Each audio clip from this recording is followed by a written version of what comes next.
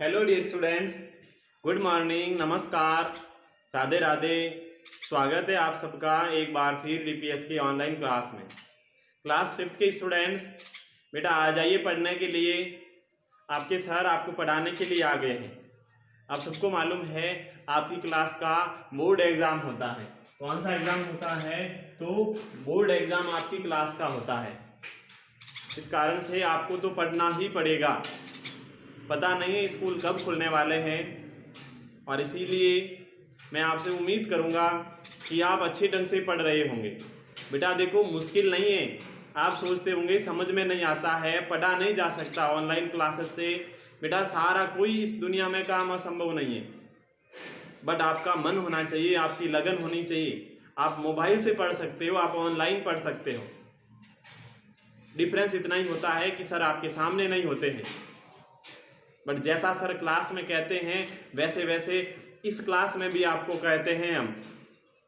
इसीलिए मैं आपसे ऐसी उम्मीद करूंगा आप आनंद ले रहे होंगे इस ऑनलाइन क्लासेस का।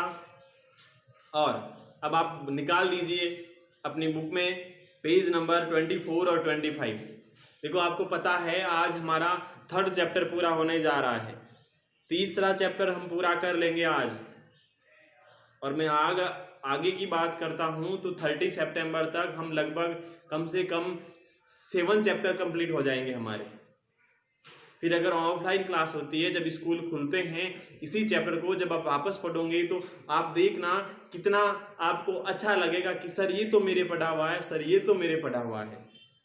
इसीलिए आपसे उम्मीद करूंगा बेटा आप ऑनलाइन क्लासेस से पढ़ते रहिए और मैं आपको पढ़ाता रहूंगा ऐसे ही। हम बात करते हैं हमारे चैप्टर की, हमारे इशू पर आते हैं कि हम क्या पढ़ रहे थे। तो हम पढ़ रहे थे चैप्टर नंबर 3rd चैप्टर, और ये चैप्टर था we are a bit different.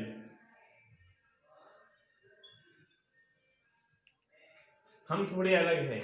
इसके अंदर हमने चैप्टर रिकॉल तक कर लिया था, जो हो सकता है मैंने आपको होमवर्क में भी यही दिया था। अब हम बात करेंगे, किसकी बात करेंगे?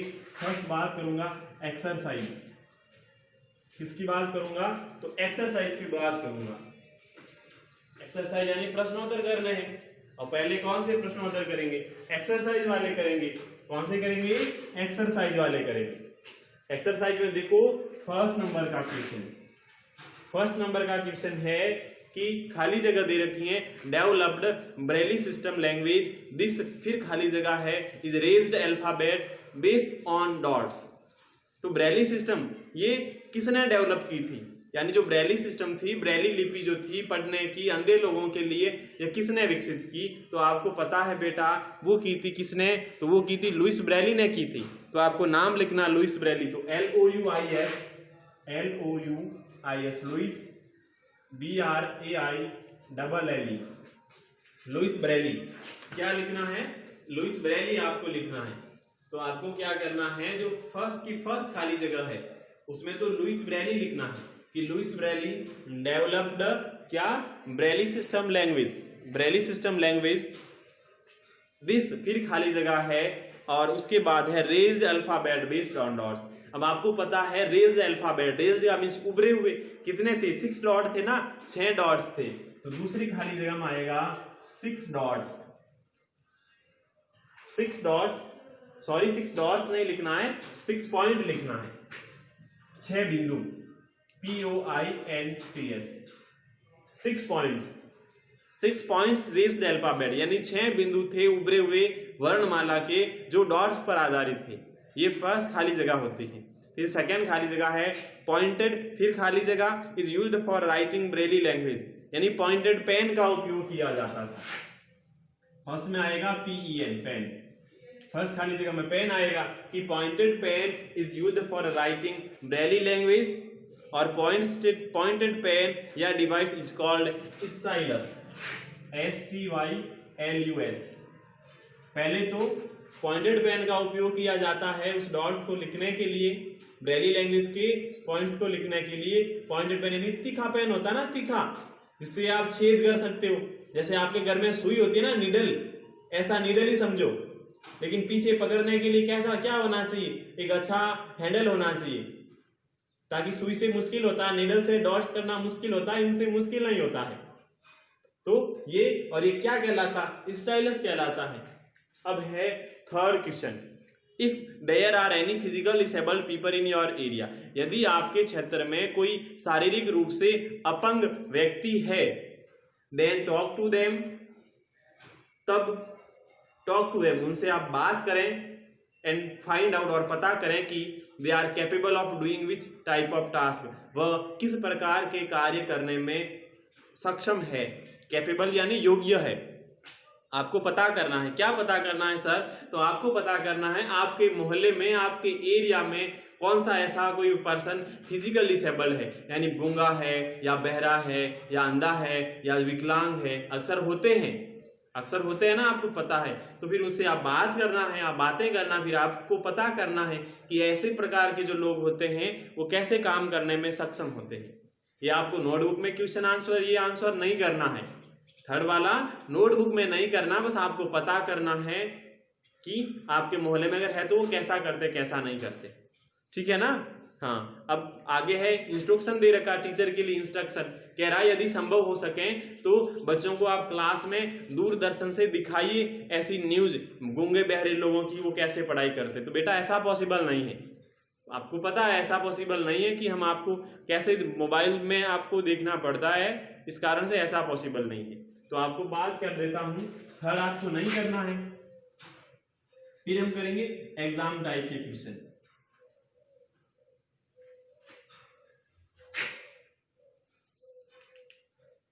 एग्जाम टाइप की क्वेश्चन करेंगे। उसमें फर्स्ट क्वेश्चन क्या है? फर्स्ट क्वेश्चन तो आपको पता है 1, 2 और 3 तीन क्वेश्चन तो कैसे हैं? टिक द करेक्ट ऑप्शन वाले।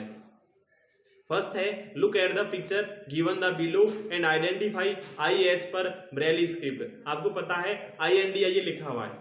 आई को ब्रेली स्क्रिप्ट में कैसे लिखते हैं, एन को कैसे लिखते हैं, डी को कैसे लिखते हैं, आई को कैसे लिखते हैं, एंड ए को कैसे लिखते हैं, ये उसके ऊपर दिया गया है।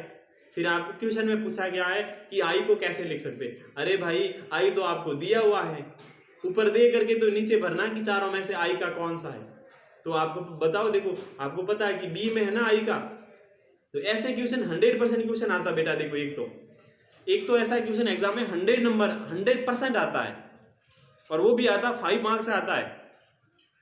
और आपको ऐसे ही लिखना बस दे करके, जैसे यहाँ लिखा हुआ है ना इंडिया, जैसे मैं लिख दूं टेलीविजन को मैं ऊपर ऐसे लैंग्वेज में लिख दूं, फिर उसमें से कोई ऐसे में 5 अल्फाबेट ले लूं, 5 अल्फाबेट ले लूं और उसमें से दे करके आपको लिखना कि ब्रेली लिपि में कैसे लिखते हैं।